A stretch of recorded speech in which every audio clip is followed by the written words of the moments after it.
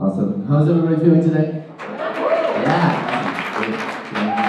So I'm very pleased to join you. Thank you all for the invitation. We're going to bring this table out and you'll get to see some delicious vegetables make their way up to the stage. So again, my name is Dietrich. My wife Andrea and I are the co-founders and co-operators of the Edible Alchemy Foods Co-op. How many folks have already heard of Edible Alchemy today? Oh good, we're in-house, we're in a family crowd. Great. Next order of housekeeping. How many people can hear me easily without a microphone? Everybody, great. All the way in the back, good volume. Excellent. So, we're going to talk a little bit about fermentation. Now, to give you a heads up, a quick fermentation demonstration is usually about a 2.5-hour immersive hands-on workshop, and you get to take your kimchi home with you. So we've done it as a 45-minute presentation, and this will be the first time we condense the whole thing into just 10 minutes. So, the 30-second version of how to ferment your vegetables. You're going to take vegetables, you're going to chop them into little bits, you're going to add spices and a pretty good volume of salt. You're going to pound them into a little jar, come back 2 weeks later, and voila, fermented vegetables. So it's a little more complicated than that, right? How many people are familiar with fermented foods in the first place? Yes, keep them coming. Okay? Yogurt, here we go. So let's get out of vegetables. What other types of fermented foods? Cashews.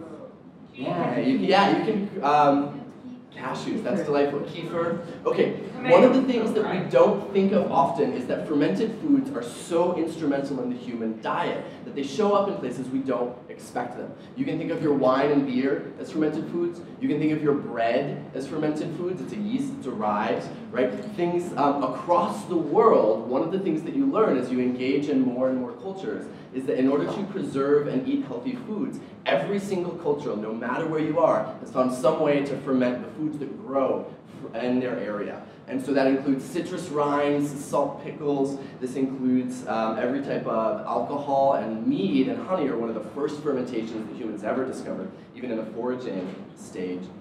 This also includes things that what we mostly think of now are condiments. And this will include relish, ketchup, mustard. All of these things in their origin would have been a bacterial, a cultured food, and it helps in everyone's digestion. I want to thank Ken for introducing this word right away. Culture, so critical to human existence and the human environment, as we've always grown up in a bacterial-filled environment. Your body has about a 10-to-1 ratio of bacterial to cells. So for every billion human cells in your body, there are 10 billion cells of bacteria that are actually doing most of the work for your body. They're cleaning your skin, they're cleaning your eyes, they're facilitating digestion, right? And all over the world, people have figured this out, that you gotta work with our friends.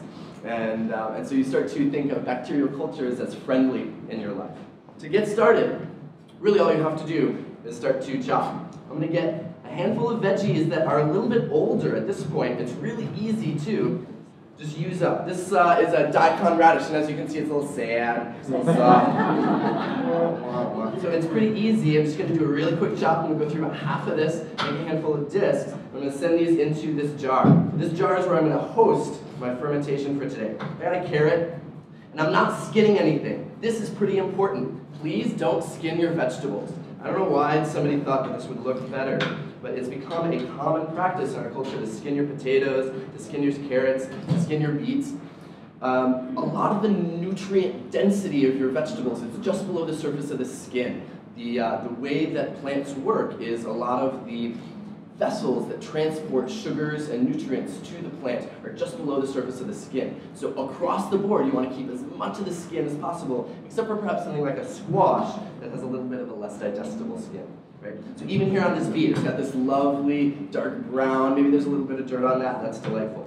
The other secret is that the bacteria that you want for your fermentation are right in this skin. So this is going to be a beautiful, beautiful kimchi, kraut chi. Thank you, Sandra Katz, for that, right? Kraut chi. Because of the color of this beet, I'm going to get a much wider color birth than I might normally. So this is going to turn everything into kind of a bright pink or bright purple as I get going. It's very simple. You can choose if you've got a grater, a shredder. If you're in a hurry, use a food processor. And you get here's a purple top turnip. Right? We get a little bit of that to throw in. And you can use just about any vegetable. You don't want things that are super soft skinned, like spinach is not going to ferment well, but you can see I have a little bit of collard greens here, and they are going to do great because they have much denser skins. The most common fermented vegetable around the world is cabbage, and that's what you think of in terms of your kimchi, in terms of your sauerkraut, right? You got to think of this in terms of pre-refrigerator technology, right? Ken started to talk about the development of agriculture as the first human culture, but even before that, humans were preserving their food because it enabled them to live in a very diverse range of habitats across the world. Food comes at different times, and when it comes, it's boom or bust. You get all of your food all once, and you gotta do something with it, otherwise it starts to go bad. And again, in an age before refrigerator technology, which really think about it is like less than 100 years old. This is really, really recent. And before that, you had to be very rich to get an ice block and transport it from the poles and total craziness. So fermented foods were utilized as an effective way to extend the life of your food, not just vegetables, but also dairy, even cheese in this category. It was also used to improve digestion.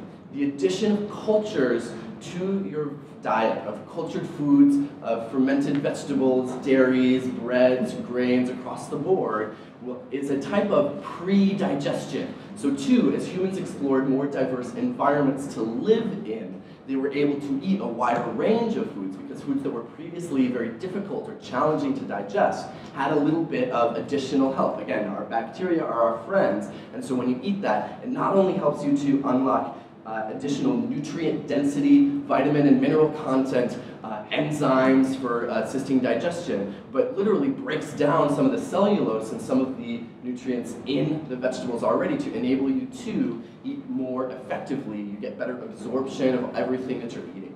I've got a nice little collection of vegetables here. You can see there's a nice stack and range of colors. And then I'm going to start to add a little bit of spices.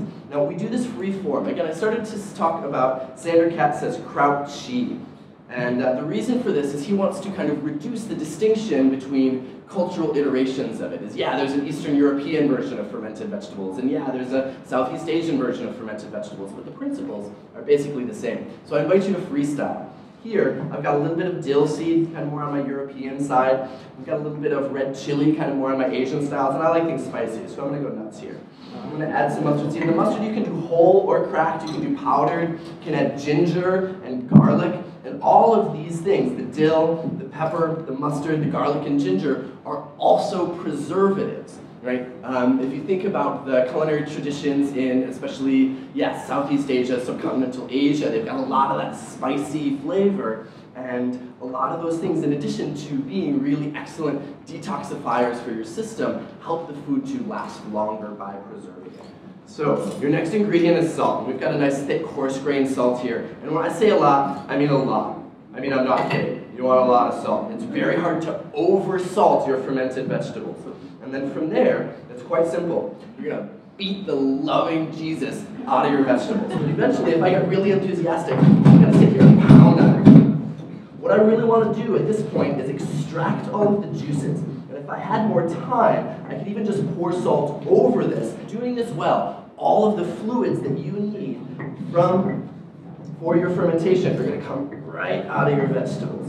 So I'm going to continue to do this basically for the entire rest of the time I'm talking, about 2 minutes. And as I do this, you'll start to see more and more juices will come out of the vegetables. And the salt is going to facilitate that process. This is also going to help to mix my spices in as I go.